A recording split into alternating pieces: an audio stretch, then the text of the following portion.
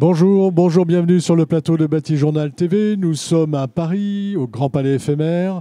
Et bien sûr, c'est pour le forum Bois Construction 2021. On va faire un peu d'histoire. On va s'intéresser à la petite histoire ou à la grande histoire de la construction bois. Et pour en parler avec moi, monsieur Jean-Marc Pauget, bonjour. Bonjour. Vous êtes expert construction bois au CNDB. Rapidement, le CNDB. Le CNDB, c'est le Comité national pour le développement du bois, qui est l'outil de communication de la filière bois-forêt, et nous sommes financés par le Codifab. Alors, vous vous êtes intéressé à l'histoire de la construction bois.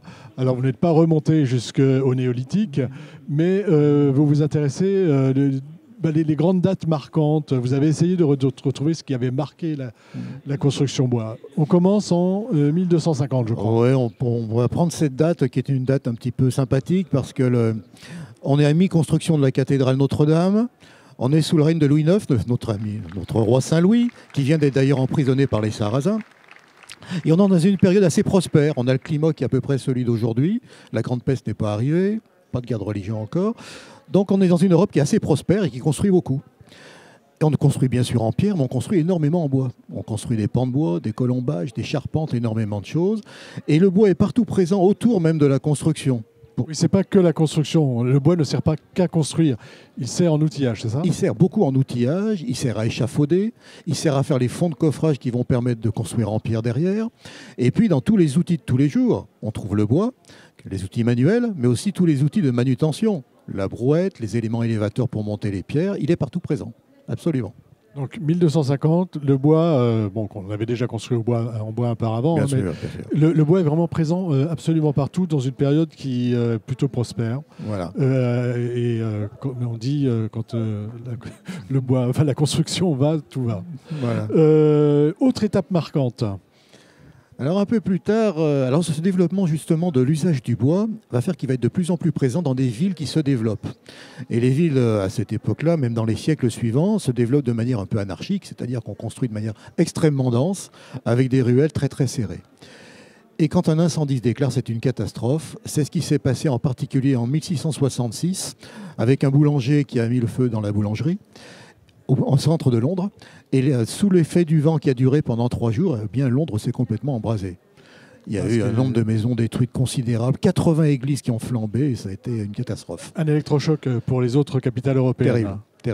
Terrible, et ça a déclenché beaucoup de réactions, beaucoup d'inquiétudes vis-à-vis du bois, avec beaucoup de méfiance, et même dans certains cas, l'interdiction du bois pour certains types de bâtiments. Je pense à la Suède, dans laquelle on a carrément interdit la construction des usines en bois. Des églises en bois. Des églises. Des églises en bois. Voilà, plus d'églises en bois. À partir de cette date, plus d'églises en bois. C'est un peu plus tard. C'est un peu plus tard. En France, c'est quoi? C'est les façades parisiennes qui se couvrent de plâtre? Alors voilà, on va amener des protections à l'ensemble des pièces de bois. Alors, une autre étape marquante pour vous, c'est le clou. Pourquoi le clou? Pourquoi le clou est-il quelque chose d'important pour la construction bois? Alors le clou, en fait, c'est quelque chose aujourd'hui qui est banal, mais à l'époque, c'était quelque chose qui coûtait extrêmement cher. C'était de l'acier qui était forgé, donc qui était onéreux, et on l'utilisait de manière extrêmement parcimonieuse. Et là, si on va de l'autre côté de l'Atlantique, à la grande époque des colons qui avançaient sur l'ouest, il fallait construire très très rapidement avec des pièces de bois, et l'assembleur idéal était le clou, mais il coûtait extrêmement cher. Et les colons avaient même pris l'habitude, dans certains cas, quand ils avançaient vers l'ouest, de brûler leur ancienne maison pour récupérer les clous et construire la future maison qu'ils allaient faire, pour vous dire la valeur que ça avait. Et donc en 1840, une machine a été inventée par M. Reed pour mécaniser la fabrication des clous, ce qui a permis d'en baisser le coût. Elle a été encore améliorée, et au XIXe siècle, le clou est devenu vraiment quelque chose de peu onéreux, qui a vraiment développé l'usage du balloon frame. Excusez-moi, qui a développé l'usage du... Ce qu'on appelle le balloon frame, l'ossature bois, disons, pour nous. L'ossature bois pour nous, d'accord. Une autre date marquante, alors peut-être avant de parler du XXe siècle, j'aimerais que vous nous parliez d'une ferme au Grand Bornand. Alors, oui. Alors là, on va aller dans les Aravis, massif des Aravis. Hein, on est dans les Alpes, bien sûr, dans une ferme traditionnelle. Donc une ferme dans laquelle il y a de l'élevage. Elle est construite avec une petite partie en pierre, mais essentiellement avec des grosses pièces de bois. Et elle date de quand, cette ferme? Elle est du XVIIe siècle, mais en fait, elle est faite avec des éléments réutilisés. Donc elle a une histoire, mais toutes les pièces de bois qui la composent ont déjà une histoire. On le retrouve dans toutes les pièces dans lesquelles il y a encore les marques des anciens assemblages qui avaient lieu dans les maisons précédentes. Donc là, on a un exemple assez intéressant finalement de ce qui est notre conduite de développement durable aujourd'hui. Réutiliser au maximum. Le réemploi, hein, c'est vraiment une question dont on parle beaucoup aujourd'hui. Et aujourd'hui, il est possible, il était déjà possible de réemployer, là on voit sur une charpente, on a réemployé, mais aujourd'hui, on pourrait réemployer des bois de charpente pour faire de nouvelles charpentes ou Absolument, et c'est des choses sur lesquelles on réfléchit de plus en plus. Ça induit par contre peut-être une réflexion dans la réalisation de nos futurs ouvrages sur la démontabilité des bâtiments. Voilà, il faut réfléchir. C'est des choses dont on entend beaucoup parler aujourd'hui. Absolument. Il y a autre chose sur cette ferme, c'est la couverture. Ah, oui. Alors, elle est couverte de manière assez traditionnelle avec ce qu'on appelle des ancelles. Les ancelles, ce sont des planches de bois, des grands tavaillons qui sont fendus pour avoir une bonne durabilité, posés sous forme d'écailles, donc ils vont protéger la toiture de l'eau. Avec le temps, l'eau va couler le long de nos planches et va abîmer l'ancelle. Alors, au bout d'une dizaine d'années, on remontait sur le toit et on la tournait. Ainsi, elle pouvait à nouveau faire 10 ans. Et puis au bout de 10 ans, elle était abîmée de l'autre côté, donc on pouvait remonter sur le toit, lui faire une rotation de 180 degrés, et à nouveau, notre ancelle pouvait resservir pendant 2 cycles de vie. Voilà. Donc là, c'est pareil, hein, c'est pour montrer l'intelligence de la construction, montrer la possibilité de réutiliser et de faire durer dans le temps. C'est l'économie de matière. Ce sont des sujets très contemporains, on est d'accord? Oui, absolument. J'avais même en ajouté un à cette époque sur cette ferme qui est ancienne. Ils avaient une certaine attention à l'étanchéité à l'air. Et l'étanchéité à l'air entre les pièces de bois était réalisée avec des lichens qu'ils faisaient macérer dans l'urine de manière à leur assurer une bonne durabilité. Alors ça avait peut-être des conséquences à l'intérieur, mais... Pour l'odeur. Bon, après, mais ils avaient l'habitude, ils vivaient à côté des bêtes. Il y avait les bêtes, de toute façon, ça ne changeait pas grand-chose. Donc ça, c'est cette ferme dans les Aberisses. On est pas à 1250, on est au début du 20e maintenant. Est-ce qu'entre ces deux dates, il y a encore quelque chose de marquant dont on n'a pas parlé? Alors oui, il y a une invention quand même qui est assez importante, c'est l'invention du lamellé-collé. Alors ça, c'est plutôt après, on est au 20e là. On est au 20e siècle, oui. On est au 20e. Avant le 20e, là, on a fait un bon petit tour d'horizon. On a fait un bon tour d'horizon. Alors, passons au 20e siècle avec une forme d'industrialisation. Oui.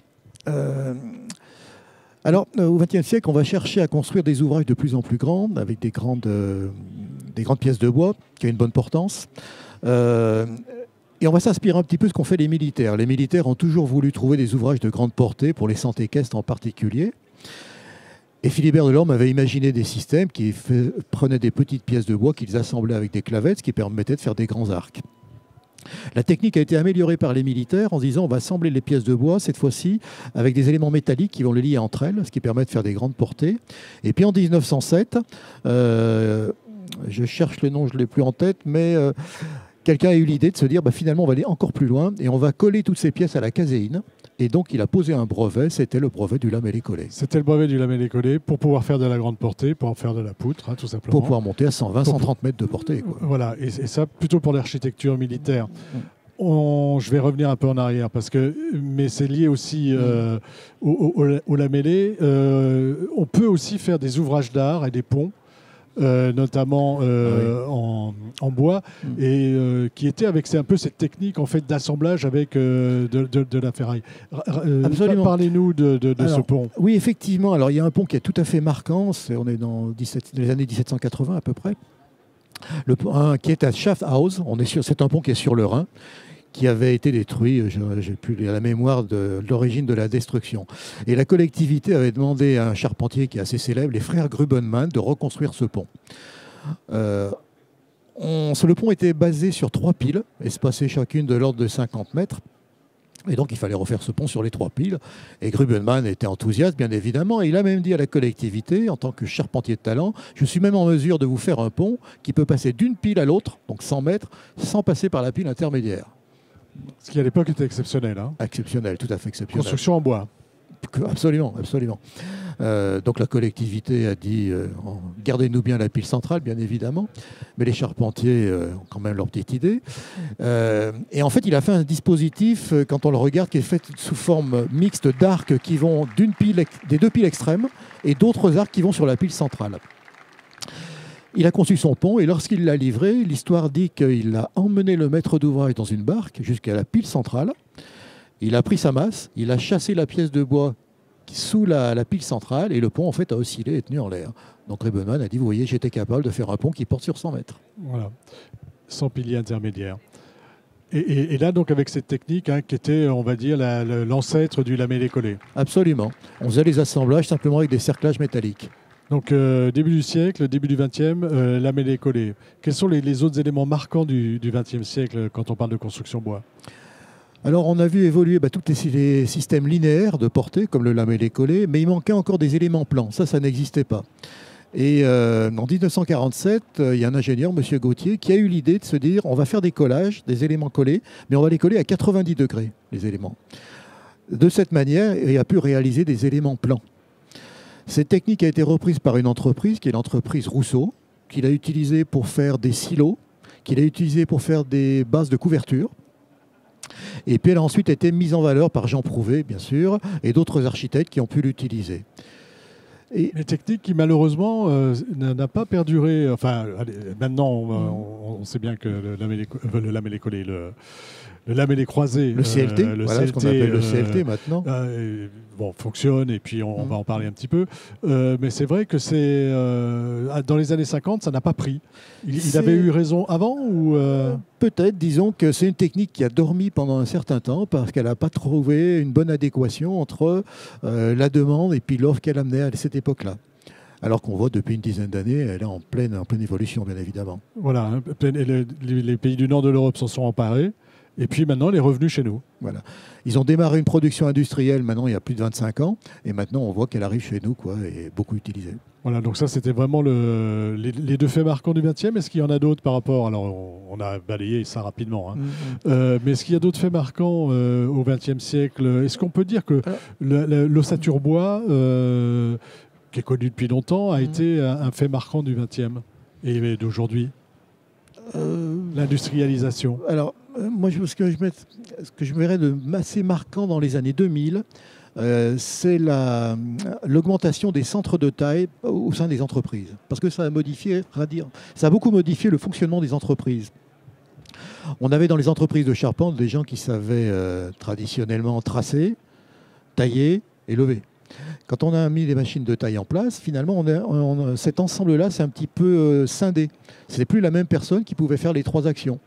On s'est mis à avoir des bureaux d'études plus importants, des machines qui s'occupaient du taillage, puis des gens qui faisaient le levage. Et ça a quand même pas mal bouleversé l'organisation des entreprises, avec des tensions, puisqu'il y a des gens qui ont un peu perdu, leur rôle d'ensemble, bien sûr, du métier. Par contre, ça a permis une meilleure professionnalisation et permettre de faire des ouvrages vraiment très ambitieux. Écoutez, merci d'être venu nous parler un peu de ces grandes dates, de la petite et de la grande histoire de la construction bois. C'est donc une émission à retrouver sur notre site Bâti Journal TV, bien sûr, et sur les sites de nos partenaires, Forum Bois Construction et France Bois Forêt. Merci à vous d'être venu jusque-là pour nous parler de l'histoire de la construction bois. Merci.